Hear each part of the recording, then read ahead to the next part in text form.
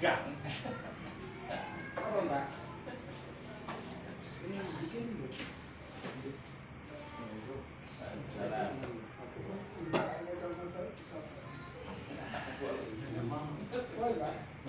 Bismillahirrahmanirrahim. Assalamualaikum warahmatullahi wabarakatuh. Waalaikumsalam warahmatullahi wabarakatuh. Alhamdulillah alladzi khalaqal mauta wal hayata liyabluwakum ayyukum asyhadu an la ilaha illallah asyhadu anna abdahu wa rasuluh. Allahumma shalli wa sallim ala nabiyyina Muhammad wa ala alihi wa sahbihi wa sallam. Amma ba'du. Dengan begini agar Rasulullah bisa mulai kalam Allah dalam surah Al-Baqarah, ya.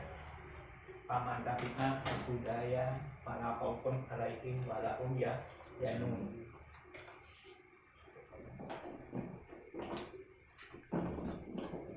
Oh masih Peserta yang baru.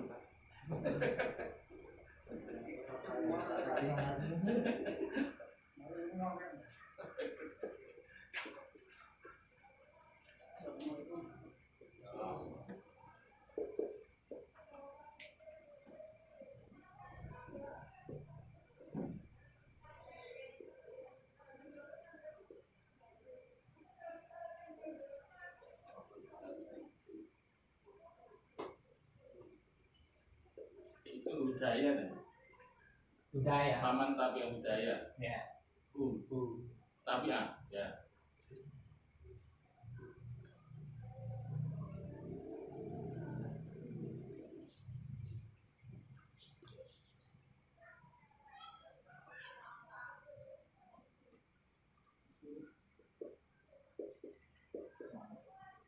Oh.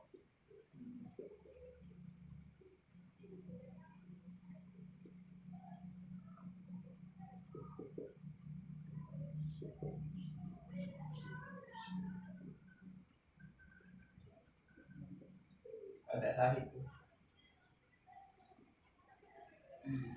Jadi paman tabi'ah budaya wala khaufun alaihim wala hum yahzanun. Coba dicek itu ada alifnya enggak itu budaya apa sekedar itu. Ayat Al-Baqarah ayat 38. 38. Ya. Maka barang siapa yang mengikuti petunjukku, baik, maka tidak ada khawatir atas mereka, dan juga tidak ada rasa bersedih. budayanya pakai alif. Pakai alif.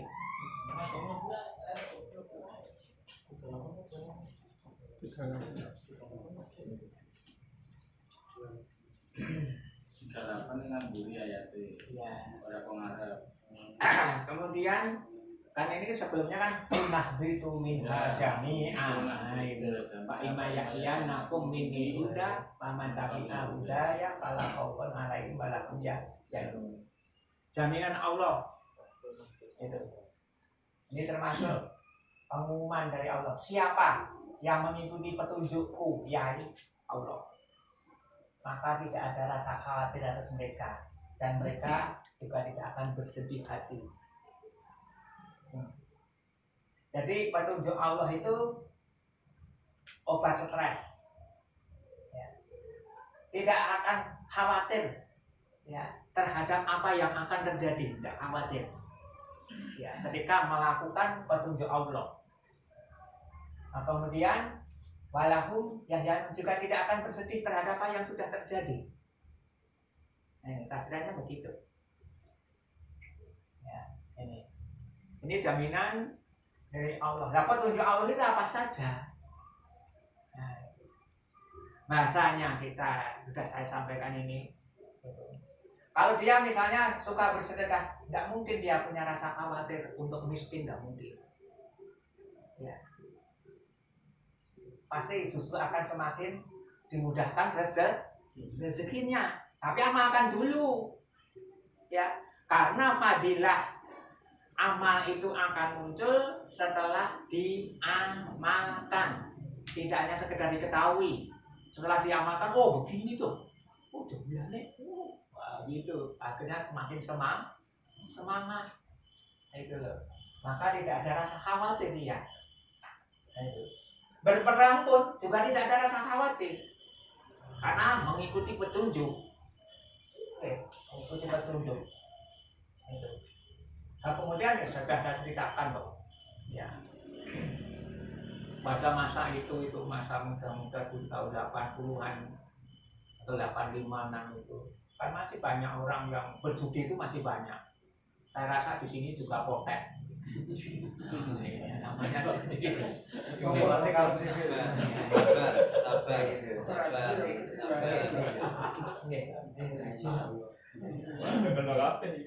potek dan mantan. Enggak apa-apa mantannya. Mantap Pak. Ya. Lah, ketika kita mau mengingatkan orang tersebut, itu pasti ada rasa khawatir juga ya. Semulanya ada rasa khawatir, kok gak nesu, kok gak begini-begini, gimana. Tapi kalau tetap melaksanakannya, rasa khawatir nanti akan hilang. Barang mesti leke setara alur dan sebagainya gitu. Akhirnya rasa khawatir hilang. Yang ada ketenangan. Karena setan membisikinya sudah pergi. Ini coba saja.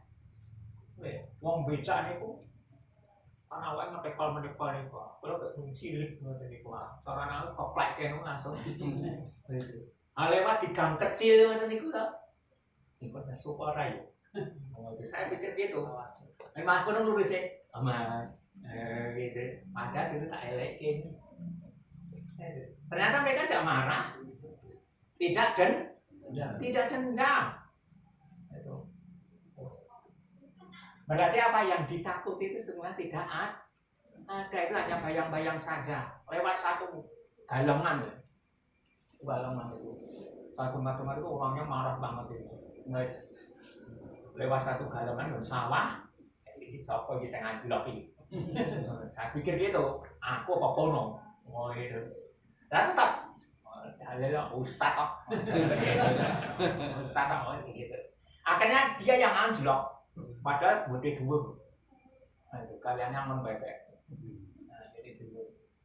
Nah, ini. Nah, maka dikatakan kekuatan orang mukmin itu di hatinya. Bukan di badannya. Wow. Kalau kita lihat saudara sekalian, sahabat Abu Bakar itu tinggi jangkung kecil. Itu jangkung.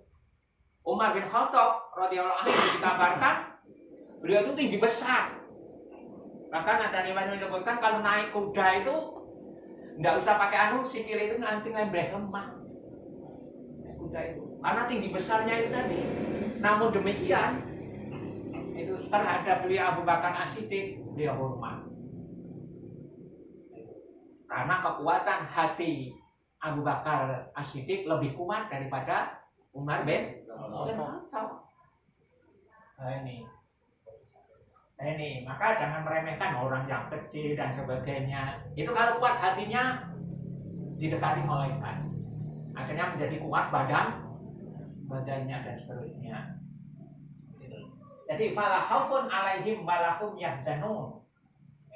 Tidak ada rasa khawatir, juga tidak akan ada rasa sedih. Nanti saya sebutkan tadi. Dalam perang Mu'tah itu. Ya, perang Mu'tah itu kaum muslimin itu tentaranya cuma 3.000. Orang kafir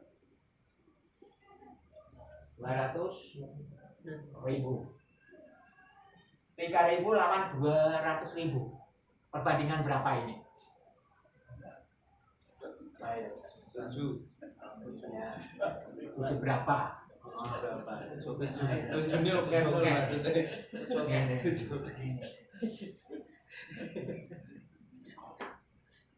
Namun demikian, ini berani kita berperang, ya, bukan karena banyaknya orang, tapi dengan niat is'ariman awud syahidah. Sekalipun demikian, yang gugur cuma sedikit. Ada riwayat menyebutkan yang gugur dari kaum muslim ini cuma 12 orang. Padahal lawannya bahasanya digocek napa entek. Iya.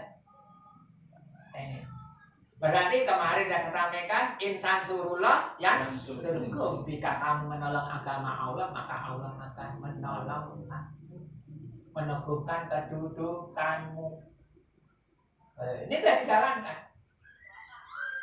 Dalam perang Badar itu poso-poso, iya poso Ramadan.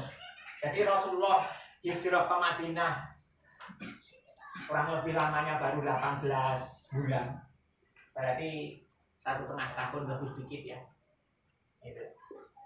Nah, kemudian pas bulan Ramadan ada terjadi perang Badar. Padahal untuk dibayangkan ini tidak kesel kalau ngopo luwi. Ngopo sami nganggur terus gluntung, wis rupane kaya bantal. Nah, itu. Karena puasa itu tadi. Namun berperang, bahkan sampai Rasulullah Shallallahu Alaihi Wasallam itu mohon pada Allah, sekalipun beliau-beliau Allah tetap berdoa pada Allah. Ya Allah, itu menuntut pada Allah. Jika umat ini habis sampai kalah, tidak ada lagi yang menyembahmu. Sampai begitu Rasulullah. Karena begitu genting. Dan akhirnya menang. Maka dari kesimpulan ini, mestinya kaum muslimin itu biasanya dikeroyok, bukan mengeroyok. Karena kebanyakan itu orang kafir. Orang muslim nanti keroyok, orang kafir ini sini. Itu loh. Kembali kekuatan orang mukmin itu di mana? Di hati. Udah saya gambarkan dulu. Anak muda perkasa, itu kosong, itu. Namun tengah malam dia tidak mampu menyingkap selimutnya, itu. Sementara nenek tua, musuh nenteng, itu, tangi tuyuk rambatan, kekuatannya di mana? Di hatinya, bukan di badannya. Kalau lihat badannya jorok itu mesti jumuk. Ternyata nah, bagaimana kita menguatkan hati? Nah, kalau kita betul-betul ingin kuat hati, ikutilah petunjuk. Tidak ada rasa khawatir, tidak ada rasa sedih hati. Misalnya dalam petunjuk yang lain, la yukallifullahu nafsan illa wus'aha. Ini petunjuk ya, bahwa tidaklah Allah itu memberikan beban kecuali sesuai dengan kesanggupannya bagi orang mukmin. Ya, bagi orang mukmin. Itu ujian-ujian yang diberikan oleh Allah SWT karena bentuk cintanya itu tadi sudah disesuaikan dengan ukurannya, kemampuannya. Dan kemampuan kita ini berbeda-beda. Maka jangan menghina orang lain. Gurmonoe. Nah, misalnya kita katakan gurmonoe. Itu bisa jadi ketika kita diuji sama dengan si fulan, kita malah lebih parah. Itu lebih menangis, lebih bersedih dan seterusnya. Sudah saya sampaikan dulu toh. Itu dokter dari Jepang itu suka mengejek orang yang bunuh diri. Orang yang mati bunuh diri itu orang yang tidak tanggung jawab dalam kehidupannya, dikritik. Akhirnya apa? Dia mati juga bunuh diri. Loh, karena apa? Mereka. Bagi dia mungkin abot. Sudah saya sampaikan malam pertama itu ada seorang malam pertama gagal, istrinya maaf yang jaga jangan gagal dulu. Gitu. Jadi gagal toh. Kalau pertama. Kemudian teman yang satunya itu ngeceh, ala guru ngono ya iso. Guru ora iso. Akhirnya dia lapor itu kon ngajari dong, dan tadinya ini kon ngajari. Ibu kan datang ngajari yo piye. Itu. Kenapa? Dulu meremehkan temannya yang menikah belum bisa. Nah, kemudian dia diuji oleh Allah, akhirnya juga tidak bisa. Contoh ini banyak. Ngajari praktek. Jadi la yukallifullahu nafsan illa wus'aha, bahwa apa yang diberikan oleh Allah kepada hambanya, misalnya orang yang beriman itu sudah diukur. Maka kalau kita bilang tidak sanggup itu nafsu. Ya, nafsu. Karena Allah tidak akan mendolimi hambanya. Nah, untuk orang kafir udah diblesek-blesek keno. Itu orang kafir yang namanya musibah itu bisa menjadi azab, siksa. Sementara bagi orang mukmin musibah itu bisa menjadi rahmat. Dengan musibah dia menjadi lebih mendekatkan diri pada Allah. Ada lagi, qul la yusibana illa ma kataballahu lana wa maulana wa 'ala Allahi falyatawakkalul mu'minun. Mampu kan, Mas? Atau ayat 51, kan enggak salah itu. Ayat 51. Ya, surat ke-9.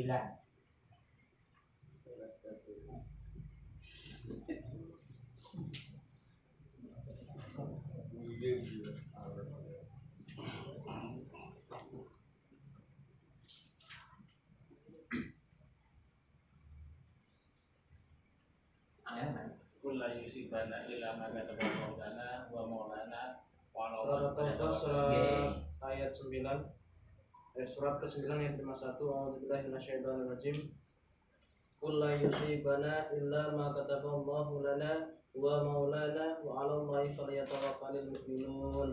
Katakanlah Muhammad, tidak akan menimpa kami melainkan apa yang telah ditetapkan Allah bagi kami. Dialah pelindung kami dan hanya kepada Allah bertawakallah orang-orang yang beriman.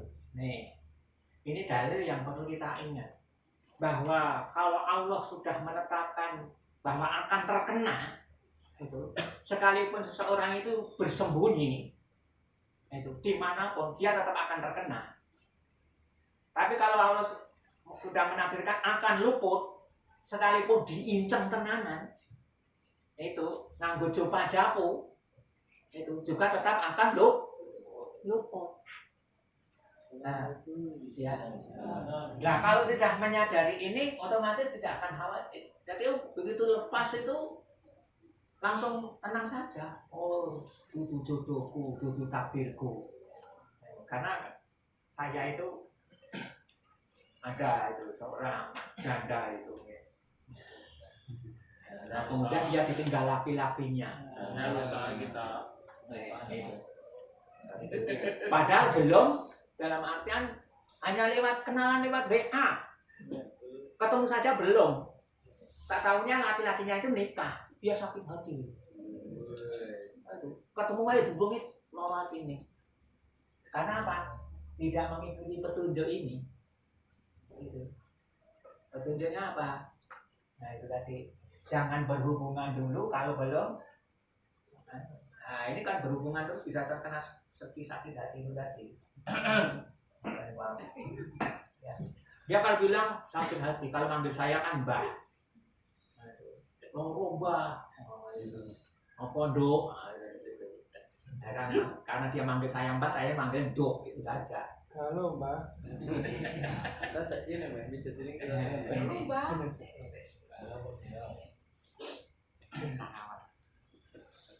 Nah dia nyuruh membalaskan dendam pada si laki. Berarti kan dia tidak terima itu tadi. Ya. Karena melanggar dari petunjuk itu tadi. Maka kita itu ya, kalau siap nikah ya kan segera siap nikah. Tidak usah suwe-suwe. Gitu. Kalau belum siap nikah rasa ngejim suwe-suwe. Kau ngejimnya kesuwen di Sikat. uang loro-loro. mundur semangat kok. Jangan demikian.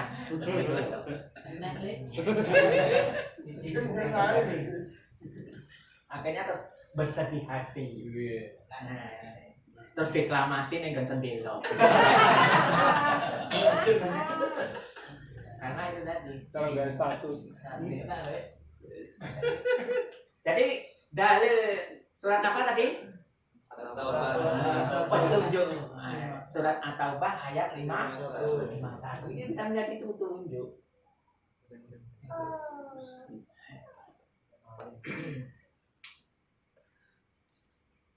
Saya gambarkan lagi. Itu. Dulu kan saya bekerja di toko itu, menjadi kasir. Tahun 98-an, pas mode resesi dunia dulu. Pom nggak larang dan sebagainya itu. Jual LPG dan macamnya yang besar yang kecil. Kemudian ada orang yang ngambil, ada saya belum kenal. Itu. Pak saya bawa dulu ya. Nah itu waktu itu dia monggo, nah itu bawa. Berarti kau tadi kamu mau nganji. Oh ya tak banyak banyak. Nah itu timbul perasaan takut ini. Apa tak tutupi? Ini tak tutupi ke toko malah kehilangan ukai. Gitu. Kaget kan? Itu. Teringat ayat ini. Qul la yusibana illa ma katabahu lana. Tidak akan menimpa kami kecuali apa yang telah terterakan. Tak ya tak tutune takdir hilang bakal hilang. Nek ra ditakdir hilang engko bakal bali. Betul. Saya tenang. Ya, sudah tidak ada rasa khawatir karena ingat dalil itu. Kalau wis takdir ya. Mau yo kok terus oke. Tidak lama kemudian balik. Bawa yang kosong terus langsung enggak bayar. Karena apa? Ingat petunjuk ini. Qul la yusibana illa ma katabahu lana. Satu luput tenang saja. Oh belum jodoh, ada bahasanya kan gitu. Yang betul saya deklamasi. Berarti belum jodoh. Ada yang lain. Nah itu. Maka yang bagus terkait dengan itu, cinta itu yang baik itu tumbuh ketika ijab qabul. Sejak ijab qabul baru tumbuh cinta. Nah itu nanti terasain indah. Nek sak durunge wis tumbuh cinta. Itu soalnya dindende tak ngetek kuliah sik yo Mas. Udah ini tersiksa. Nek berlanjut itu enggak masalah. Itu ternyata tuh direbut Mas Isri. Wes madhep karo bae. Madhep karo bae. Kalau terang Ya. Lah akhirnya kan terus. Jadi la yukallifullahu nafsan illa wus'aha petunjuk. Nah, itu. Bahwa sudah sesuai dengan ukurannya. Tidak boleh mengeluh. Kalau kita mengeluh berarti menuduh Allah telah berbuat dolim. Ini dosa. Boleh. Ya. Semua pasti ada hikmahnya. Petunjuk yang kedua apa tadi? Qul la yusibana illa ma kataballahu lana. Tidak akan menimpa kami kecuali apa yang telah ditetapkan oleh Allah atas kami. Nek kita kiri hilang kencang ya, ditalenono itu tetap hilang. Nek kita kiri hilang, saya lagi gledek niku ya tetap aman. Loh, gitu. Kadang-kala seseorang dijual murah malah tidak laku. Itu karena dianggap nyelanya tak larang ke wayo dan murah malah do gede-gede. Ini kok 100.000 tak jadi ke 500.000. Pinten iki 500.000. Ya malah tertarik untuk membeli. Kadang-kadang itu pramene nek dodol dina apa-apa mang larang deh.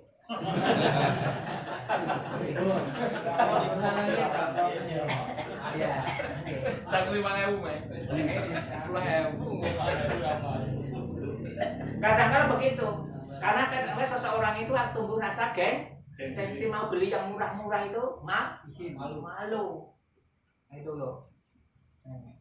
Sampok. Kemudian ada lagi surat Al-Baqarah itu 2:17 seperti ingat Al-Baqarah 2:17 itu Kutiba alaikumul qital wa huwa kurhul lakum itu betul.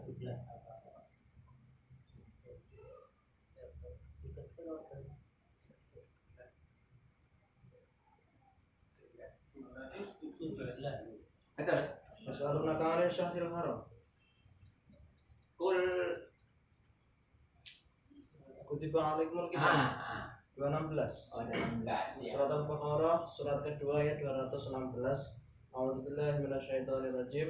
Kutiba alaikumul qitalu wa huwa kurhul lakum wa asa an takrahu syai'an wa huwa khairul lakum wa asa an tuhibbu syai'an wa huwa syarrul lakum wallahu ya'lamu wa antum la ta'lamun.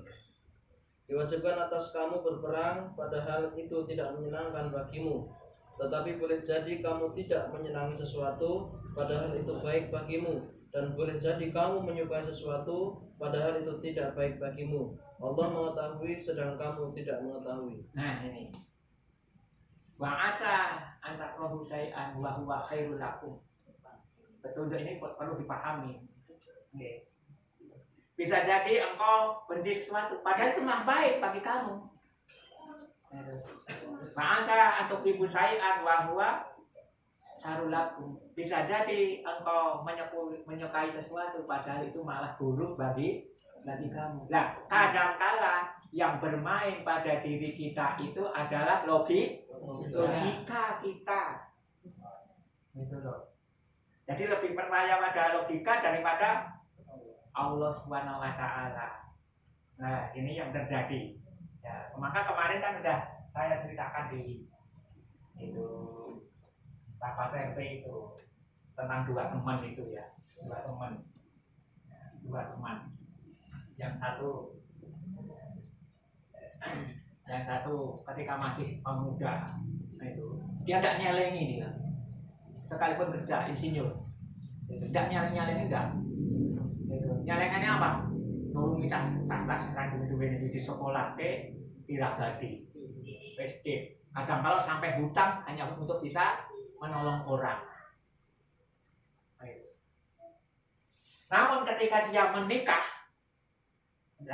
itu setelah dulu suruh mencarikan saya pokoknya yang penting muslimah pakai kerudung. Benar enggak jodoh? Langsung rezekinya luar biasa. Sekitar 4 tahun nggak jumpai, udah punya rumah besar, punya mobil 2. 4 tahun. Kalau sampai nyambut gawe sak jegeu. Gitu. Direwangi ngembur-ngembur. Itu nyelengi 2000 cukup naik. Nah, itu. Nah, sementara satunya itu uang hasil gajian nanti maunya dikembangkan untuk usaha bangkrut terus sih. Sampai sekarang nggak punya rumah. Waduh mudah-mudahan ini. Mudah-mudahan. Dan wajar loh sebagai seorang pemuda itu kadang-kadang nyelengi kubu rapi itu benisang ini udah sih. Itu logika kalau mensami. Ternyata antara ini dan ini yang sukses malah ini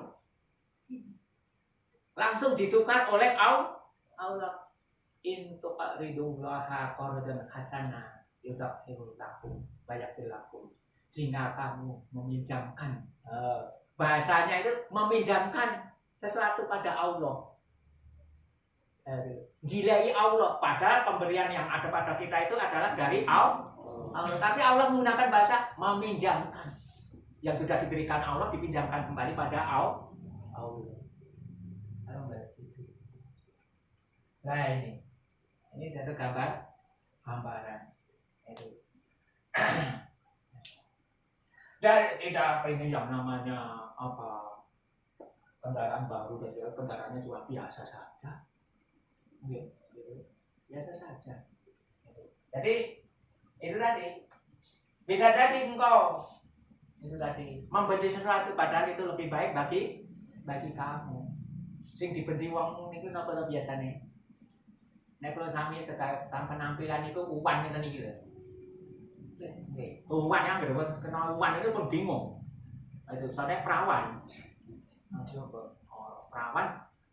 perawan Joko saja bingung, tapi Mas niki uwanen ngono kok terus bingung. Nah itu. Untuk ompong itu niki. Ompong. Ah, gitu. tidak suka. Padahal dengan sebab itu malah justru lebih baik. Nah, itu. Sehingga orang-orang itu misalnya rambutnya ada putih, jenggotnya seperti saya, harus bosok rawani, no. Ini mesti tapi atau ngaco cak. Nah, ini dengan tampilannya perlentai, ngoten-ngoten niko, itu ceceri, maunya sih, sekarang kayak mono, kira beres nih. Ini beres, kan kudune kan nyingkir.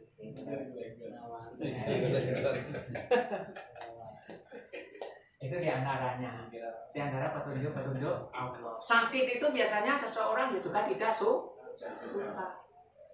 Padahal dengan sebab sakit itu daging-daging yang mungkin kemarin-kemarin itu tumbuh dari yang haram, itu akan diganti oleh Allah, gitu, dengan daging yang lebih bagus.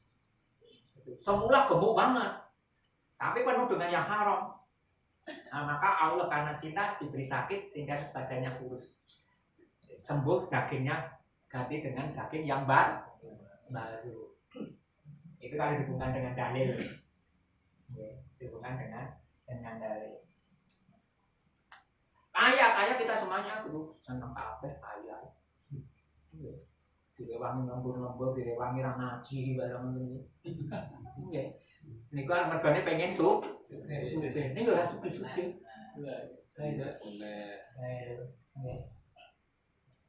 Karena yang namanya sugih itu takdir. Ya, takdir. Mbok nyambut gawe ngantek mencret kok. Nek ditakdirke ra sugih tetep ya semono kuwi. Gitu. Tapi kalau ditakdirke sugih, apa dadal apa sithik no laris duwe karyawan dan seterusnya jadi. Karena bener sah mimpi, kosong atau niku. Kayak kok dodol biting laris aku tak milih dodol biting, belum tentu. Dia dodol biting cocok. Itu. Sementara kita ikut dodol biting belum tentu Bayu. Karena takdirnya orang tidak sama. Kok malah dodol cacing. Kok gampang, Bang? Apa kami dodol niku godhong napa niku? Gelombang cinta kemarin itu. Kayak dodol gelombang cinta 1 koma dan sering aku tak melu. Waduh terkait adalah bar niku belum.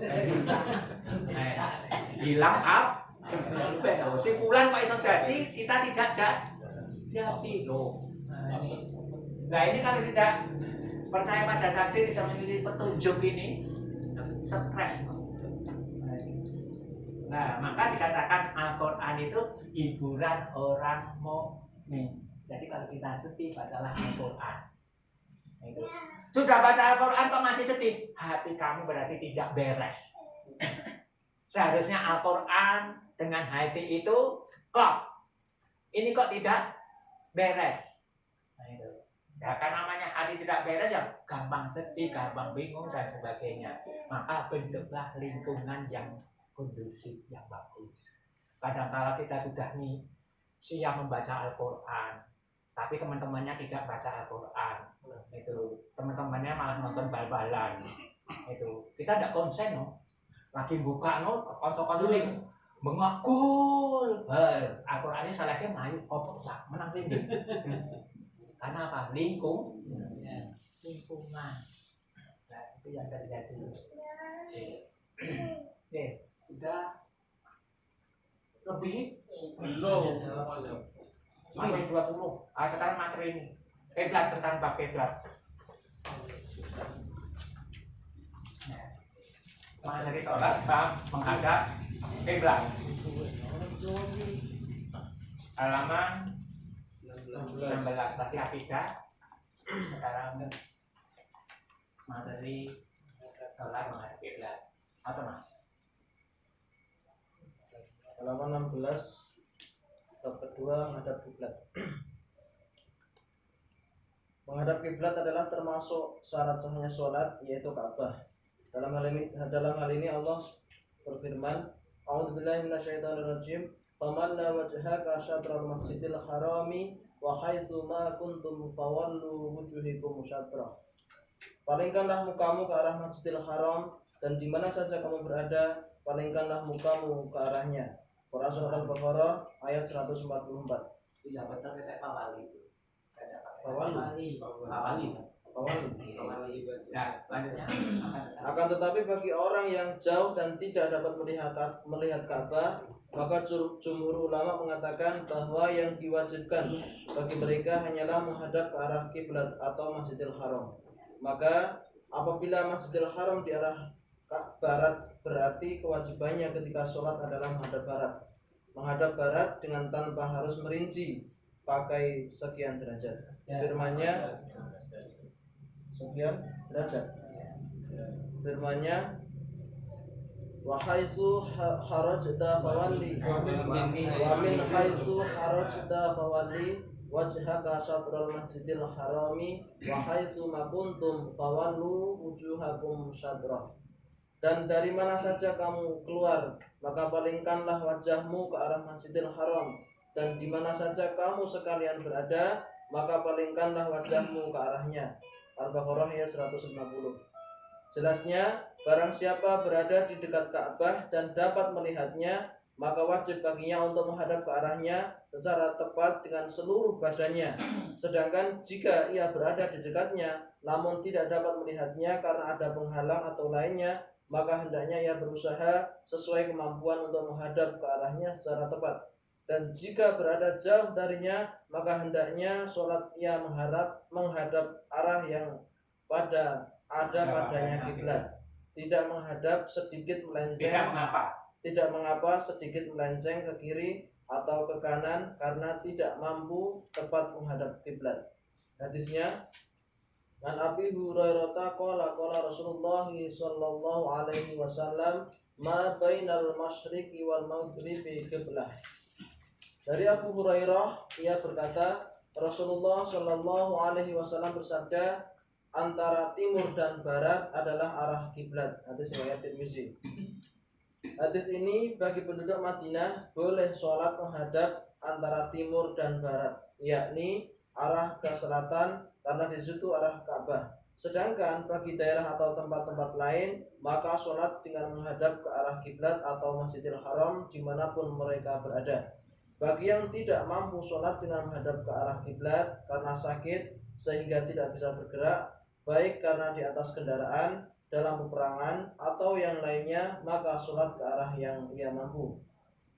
Dan hadis an Anas anna Rasulullah sallallahu alaihi wasallam kana yusalli nahwa Baitul Maqdis fanazalat qad nara taqalluba wajhika fi masai fis samai falan wallaynaka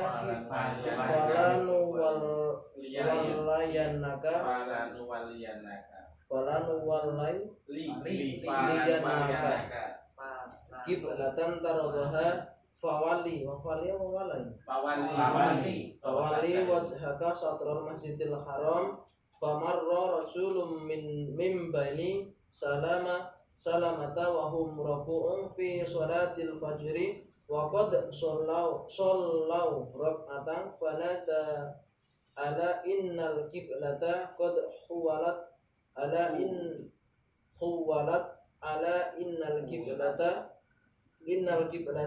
qad huwalat ilal ka'baini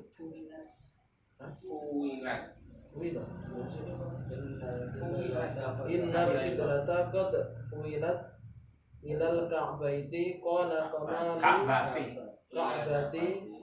famalu kama hum nahwal kiblah. Dari Anas Rasulullah sallallahu alaihi wasallam salat menghadap Baitul Maqdis. Lalu turunlah ayat, sungguh kami sering melihat mukamu menengadah ke langit, maka sungguh kami akan memalingkan kamu ke kiblat yang kamu sukai. Palingkanlah mukamu ke arah Masjidil Haram. Al-Baqarah ayat 144. Maka ada seorang laki-laki dari Bani Salamah yang lewat ketika mereka para sahabat radhiyallahu anhum sedang rukuk salat subuh rakaat kedua, lalu ia menyeru, ketahuilah kiblat telah dirubah ke Ka'bah. Anas bin Malik radhiyallahu an berkata, maka mereka bergeser dalam posisi sholat ke arah kiblat. Hadis riwayat Ahmad dan Muslim. Ya, jadi kita menghadap. Nah, yang paling khusus menghadap Ka'bah. Lebarnya sekitar 12 meter itu. Lebarnya. Kemudian kalau berjauhan itu dari Ka'bah itu tadi, maka ukurannya Masjidil Haram. Ada jauh lagi, bisa ukurannya Makkah. Urutannya begitu.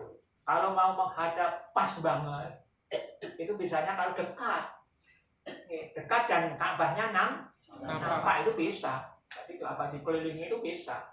Tapi kalau tertutup oleh bangunan dan seterusnya macam-macam itu seperti di Indonesia dan sebagainya, otomatis tidak bisa secara pas. Maka Rasulullah SAW hanya menyebutkan ini tadi ma bainal masyriqi wal maghrib al-qiblah, bahwa antara timur dan barat itu adalah kiblat. Itu saja, tanpa menyebutkan serong sekian derajat dan seterusnya, dalilnya cukup itu. Maka derajat-derajat kan kompas dari modern itu tadi, dari modern. Maka MUI kemarin dulu itu pernah itu yang penting sudah menghadap ke barat. Kalau Madinah kan menghadapnya ke selatan. Ya, karena Ka'bahnya ada di selatan dari Madinah. Kalau Indonesia ke barat. Kemudian karena Google itu agak miring, ya, miring ke kanan sedikit. Nah, umpama kita tetap menggunakan dalil pokoknya yang penting ada bulan, udah sah sesuai dengan hadis ini. Karena ulama dulu tanpa perincian. Ada perincian itu setelah ada kompas itu sekian derajat gitu. Jadi kalau mengikut hadis ini udah mudah, nggak usah bingung. Arahnya itu ulang, oh iya, Ka'bah ning ulun. Nah, misalnya begini ya. Jadi cara mudahnya. Nah, kemudian terkait dengan masjid yang ada sekarang, nah itu, yang kemudian bolak-balik itu, jadi menceng-menceng itu, nah, ini perlu dirinci juga. Nah, itu.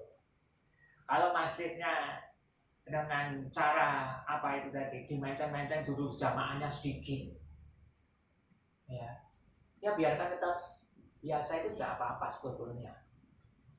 Sing marai bingung kadang-kala pengumuman itu pada tanggal 6 Juli atau tanggal berapa itu, pas matahari di atas Ka'bah, nah, diumumkan supaya mengecek keadaan masing-masing sudah sesuai kiblat atau tidak. Nah, ini tambahan, ini malah justru membuat bingung jamaah. Kalau yang sudah paham sebelumnya itu tidak masalah, para ustaz tidak memasalahkan itu. Tapi orang-orang yang awam-awam tapi dari pengurus masjid dan sebagainya kan tidak bisa tutup tak sebelahnya. Nah, itu bisa jadi masjidnya dibuang pol. Nah, itu bisa juga, atau sajadahnya atau tiketnya yang dimen. Ya, karena ada tambahan-tambahan ilmu itu tadi, ilmu modern, teknologi itu tadi. Sebetulnya tidak pakai teknologi, jalan aja, tidak masalah itu. Maka tidak perlu digegerkan. Sebenarnya kiblat untuk orang Indonesia berada di barat. Itu saja, sudah cukup. Kayaknya mabainal masyriqi wal maghrib kiblat. Nah, ini. Saya rasa itu untuk terkait dengan kiblat. Ini termasuk rukun. Ya, kalau bisa ya menghadap ke para rukun sedang perjalanan, naik bis atau sakit dan seterusnya. Itu kan sudah disebutkan tadi dalam tulisan-tulisan tadi. Ada yang tanyakan?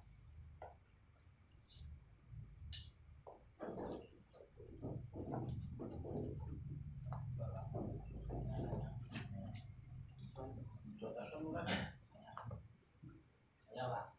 Ya. Hukum mendak amin pas waktu sholat itu kan kalau boleh amin itu Pak. Makmumnya belum selesai Baca Al-Fatihah itu wajib jawab ikut amin enggak? Ikut amin saja.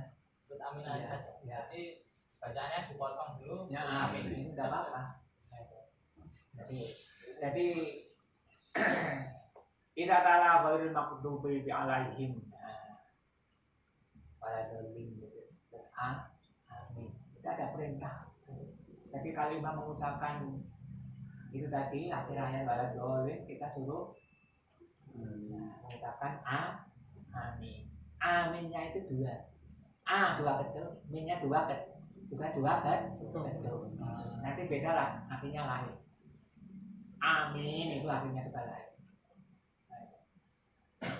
Jadi yang benar A-nya juga dua, A-nya juga dua. Adapun kemudian panjang banget sudah kompak kalau menurut saya Husaimin tidak masalah. Kadang-kadang aminnya agak minnya agak panjang karena kompaknya. Berarti bacanya dipotong dulu ya Pak? Iya, kan bisa. Wong dipotong anaknya gelem kok. Potong anak Kan tidak wajib membaca Al-Fatihah ketika imam sedang membaca Al-Fatihah.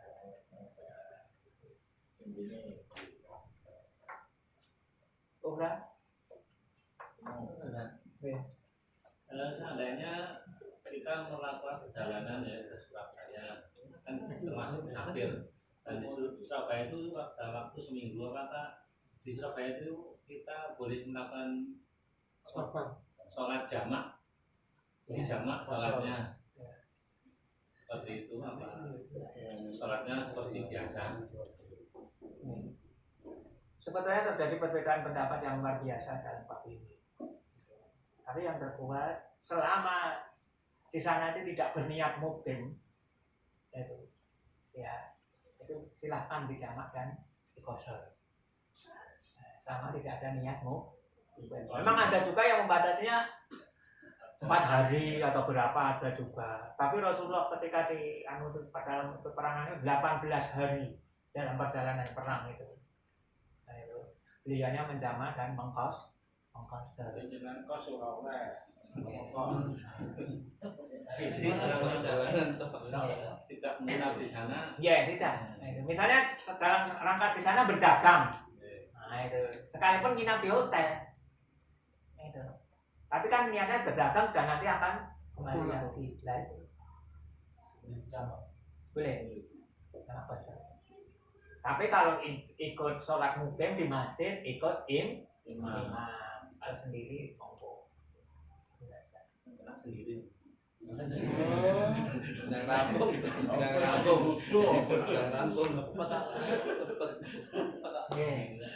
Nah, kalau istilahnya ziarah ke orang tua itu padahal kan di rumah orang tua, dan posisi di Surabaya tetap dianggap itu.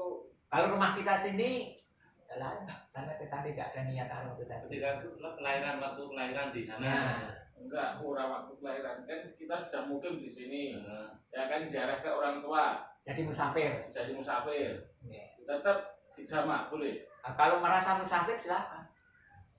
Boleh.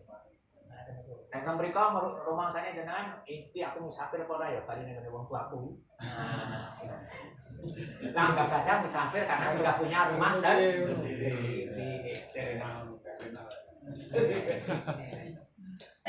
Karena itu tadi perbedaan pendapat dalam kalangan ini luar biasa. Kalau nanti saya sebutkan satu-satu kita malah bingung. Tapi dari kesimpulan-kesimpulan itu tadi yang mudah dipahami jalannya cuma ini.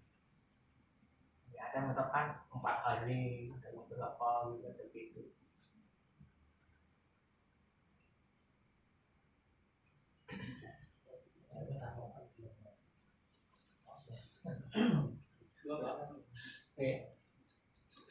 Terima kasih si Bapak mana? Tusuk guys. Ya, masalah surat Ayat saja. sajadah itu apa wajib kita sujud Ketika membaca ayat saja, ada ayat sajadahnya kita wajib sujud atau tidak? itu tidak wajib juga. Anjuran. Tapi kalau imam melakukan itu kita wajib Ikut. Kalau sendirian silakan. Karena dengan sebab itu jaminannya surga. Dan setan menangis menjauh. Nah, di antara kelemahan setan adalah apabila melihat seorang muslim membaca ayat itu tadi, sajdah, kemudian sujud tilawah, maka setan menjauh, merasa lemah, malu, menangis. Silakan, diamankan.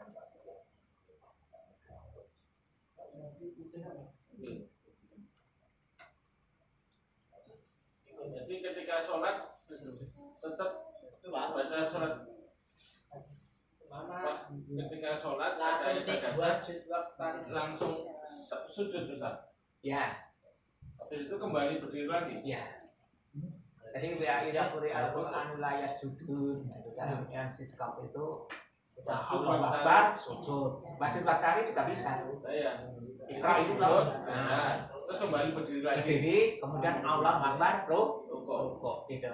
Sujudnya itu pakai takbir ya? Pakai. Ya, untuk kode. Ya, kode. Jadi imam ra nganggo takbir kok roti. Imam ini yang ndi mau.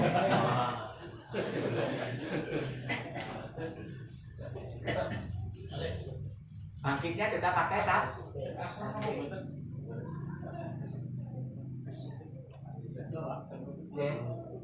Mengenai waktu Pak, saya itu pernah mendengar suara azan di wilayah Solo dengan wilayah Jakarta.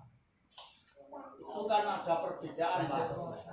Tapi saya melihat di dalam HP yang ada daftarnya itu waktu sholat zuhur di Solo itu jam sekian, umpamanya ya jam 7. Terus di sana kelihatannya itu jam 7 lebih begitu. Nah itu apakah saya itu mendengar azan di HP itu apa saya harus sudah masuk waktunya atau belum? Misalnya di sana belum gitu. Saya pernah melaksanakan seperti itu. Kalau kita di Jakarta ikut waktu Jakarta, di Solo ikut waktu di Solo. Ya, dan biasanya dalam HP itu nanti bisa disetel otomatis. Jadi menyesuaikan. Jadi tunggu sebentar kita buka, ya kita hidupkan nanti akan mencari lokasi itu kemudian akan berubah dengan sendirinya. Gitu. Dengan HP loh dengan HP. Biasanya itu. Jadi waktu setempat di sana. Kalau buka puasa Ustaz, kemarin kan posisi kita puasa di Surabaya, sahurnya. Terus musafir di Jakarta dengan pesawat. Itu bukannya ikut jam Surabaya atau Jakarta? Jawabnya di mawon aja poso. Mikir kesuwen. Lali paling balik. Ning ben pas poso bangane sing ngaji lah niku TKP pas. Sama kita lali malah. Terus lagi Pak, Nggih. masalah sholat jamaah ya Pak. Ini masalahnya jamaah itu yang makmum masbuk itu ada seorang imam yang ada kekeliruan bacaan ataupun rakaat. Terus diingatkan, tetapi dia tidak mendengar, langsung aja ikut. Terus habis itu dia itu teringat, oh saya tadi ada kesalahan. Lalu dia mengatakan dia melakukan istilahnya apa itu sujud sahwi Pak.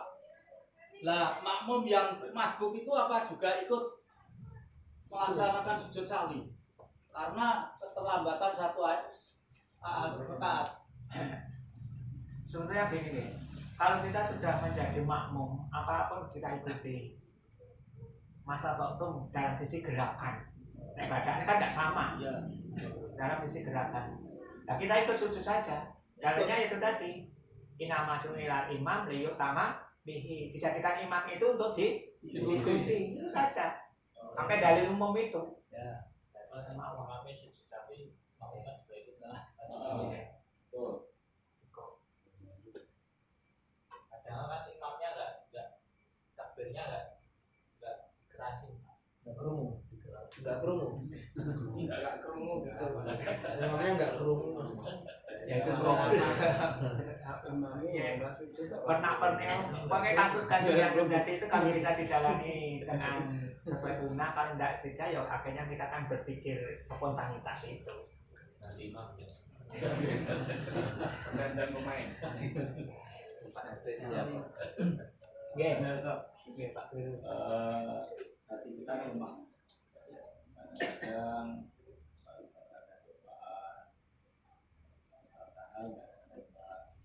kadang-kadang juga kita ada yang kita merasa sombong untuk memiliki hati kira-kira gimana sih? Bahasanya cara memperbaiki hati, manajemen hati. Manajemen hati. Kan sebagaimana kita ketahui, hati ada 3 macam: hati yang sehat, hati yang sakit, hati yang mati. Nah ini hati yang sehat, hati yang selalu bersinggungan dengan Al-Quran. Hati yang sakit, hati yang menyimpang dari Al-Quran. Sebetulnya tahu, tapi dia menggok, sakit dia. Nah, kemudian hati yang mati, hati yang menolak Al-Quran, hati dia mati. Nah, bagaimana agar terhindar dari macam-macam penyakit hati tadi? Ya amalkan saja apa yang tersebut dalam Al-Quran. Perintah kita amalkan, larangan kita jauhi. Insya Allah, ya itu, insya Allah hati ini akan terobati dengan sendirinya. Adanya timbul penyakit-penyakit di hati itu karena tidak mengamalkan ilmu. Itu kalau tidak salah perkataan Malik bin Dinar rahimahullah, seorang ulama tabi'in. Itu. Jadi kalau seseorang mengamalkan ilmu akan tumbuh rasa tawadu. Itu cenderung merendah. Ya, rendah hati. Sementara kalau dia tidak mengamalkan ilmu akan tumbuh sikap sombong. Berarti intinya amalkan apa yang kita ketahui. Itu.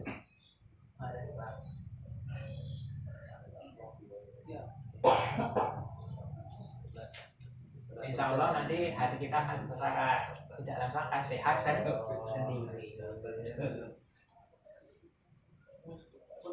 Tanya Ustaz. Yes. Kalau masbuk ya, masalah masbuk itu, yang masbuk itu datang rakaat terakhir. Nah, setelah itu kan salam, misalnya kayak maghrib, salat maghrib dapatnya yang terakhir, ikutin imam. Rakaat terakhir. Ya 2 rakaat itu Apakah tasawuf awal? apakah dia harus Tasawuf awal tidak, gitu kan? Nah, berarti kan itu nanti ada tasawuf terus itu. Ya, kita 3 kali. Tasawuf bersama imam. Tasawuf. Nah, kemudian kita berdiri, rakaat kedua kita tasawuf awal. Berdiri lagi tasawuf awal. 3 kali. Atahiyat terus apa? katanya terus? Ya, memang begitu. Karena memang terlambat. Terlambat. Karena satu sisi ikut imam, satu sisi sholat sendiri.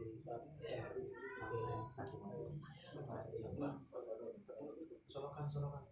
Iya yang sabar. Kalau misalnya yang Apa sampai? yang kedua tadi kembali berdiri, boleh enggak? Yang kedua Tidak tasahud berarti. tidak tasawuf. Niki ngenyang toh. Kan enggak tahu gitu loh Ustaz. Oh, kan dia tahu udah masalah. Oh, coba baleni. Pahanu tutakete pembicara. Enggak. Wis wis dijokno sing tak.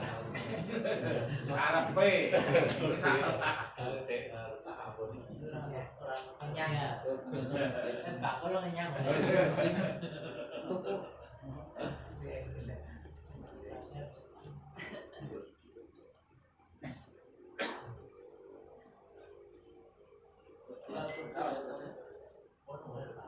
Baru sampai Belum, udah apa? Nas tarik Quran istirahat dulu coba.